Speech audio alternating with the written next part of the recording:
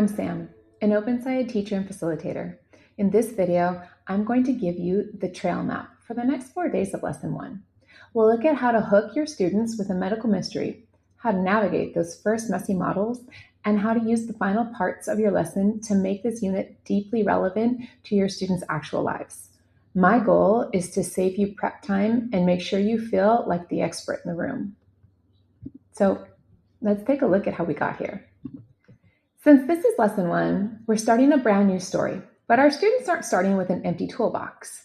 They're actually leaning heavily on the skills they built in Unit 6.2, the Thermal Energy Unit. In 6.2, they learned that everything is made of particles in motion, and they practiced defining systems and boundaries to track energy. Now, we're asking them to apply that same lens to the human body. As they look at the gaps in the injured foot, they'll use those zoom-in modeling skills they learned in 6.2 to hypothesize about what's happening at a microscopic level. We're moving from the physics of particles to the biology of a medical mystery, heading towards our big question. What happened in the student's foot so that they could walk again?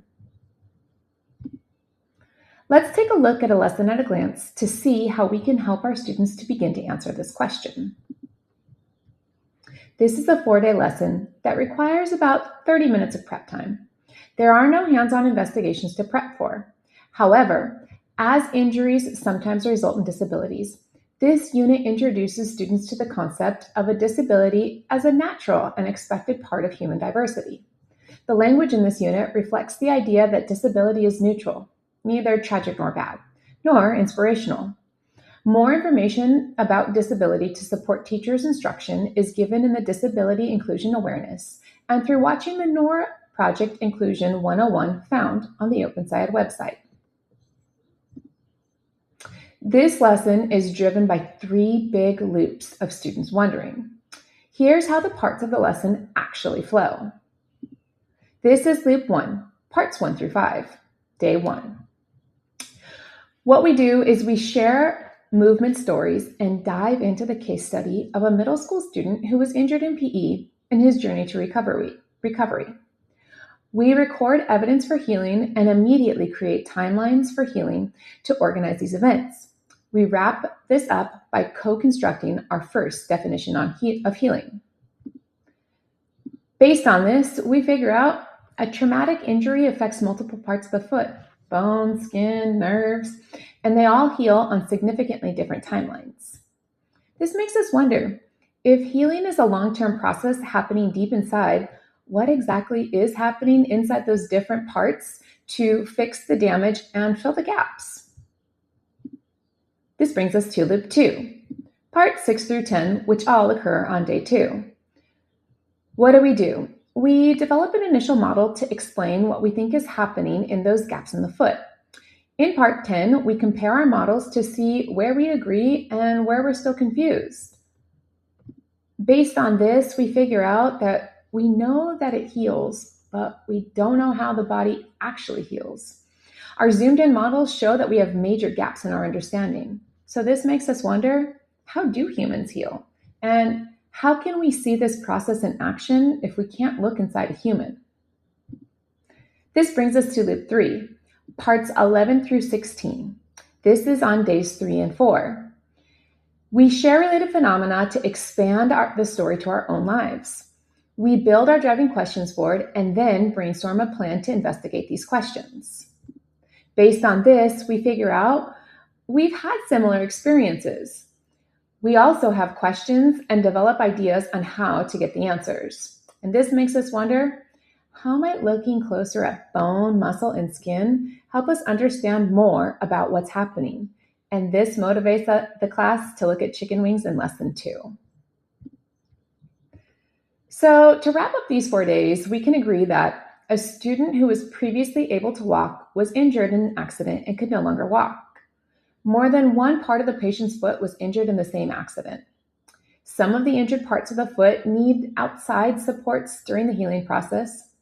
Over time, the injured parts of the foot were able to heal. Some took longer than others, and the injury caused gaps between the damaged structures in the foot. Let's take a look at some key moments. These are our don't want to miss spots. that will help with the sense making. In part 3, we look at evidence and define what healing means. Don't just give students the definition, co-construct it. Students could define healing as something my body does to get better when I'm sick or hurt. Students will use this definition to look at the medical records and look for clues that could be indicators of the foot healing. This definition will later be revised in this lesson and again in lessons 8 and 14. Part 4. This is where we create the class timeline. This is really the backbone of this unit. It turns the medical data into a story of change over time. Make sure to leave the top 2/3 of the healing timeline poster open so that you can build the class consensus model on top of this. Only include the clues that we have evidence for. This poster will be referenced throughout the entire unit. Which brings us to part 9. This is the initial consensus model. Make sure you print out 2 copies of the printouts of the foot and tape them above the timeline with the question, how does the foot heal over time? Capture competing ideas for what is happening in the space created after the bone and the skin separate as the foot heals and how each part of the foot connected, allowing it to function when uninjured, but not functioning immediately after the injury. It's about showing the gaps in their knowledge. For example, if they think the nerves just plug back in, use that struggle to generate questions. This brings us to parts 11 and 12, which is really looking at relevance and other disabilities. Begin by having students question what it means to be healed and how different people experience the world. This is where we revise our definition of healing and realize that healing doesn't always mean returning to exactly how it was before. And this, parts 11 and 12, really start to set a culture of belonging within our classroom.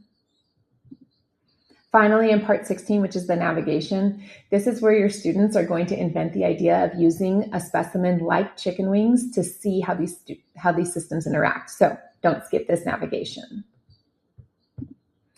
Here are 2 big practical hacks that I've used to help me get through this lesson. I want to start by talking about the timeline. If you are like me, you don't have enough wall space for all of your class's timelines. So try building your timeline on butcher paper and keep it on a coat rack with pants hangers. Since you're building your consensus model directly on this, you'll want it to be mobile so you can refer to it frequently. Also, are your students struggling to make their initial models? This is in part 6. Start by having the students place their parts or components necessary to explain how the foot healed. Then have them think about the interactions of the parts through their explanation. To help them with this, point to the model and ask, what happened to get from here to here? On our word wall, you'll get healing up there. Remember, you take 2 passes at the definition in this lesson. We create so many posters in this lesson.